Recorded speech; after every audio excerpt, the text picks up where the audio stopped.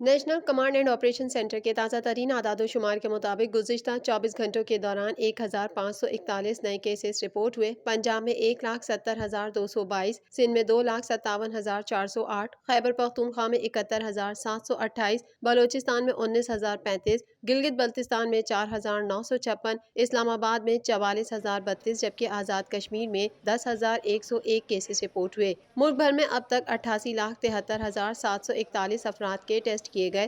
گزشتہ 24 گھنٹوں کے دوران 41,849 نئے ٹیسٹ کیے گئے۔ اب تک 5,42,393 مریض صحت یاب ہو چکے ہیں جبکہ 1,558 مریضوں کی حالت تشویشناک ہے۔ پاکستان میں کرونا سے ایک دن میں 32 افراد جاں بحق ہوئے جس کے بعد وائرس سے مرنے والوں کی تعداد 12,804 ہو گئی۔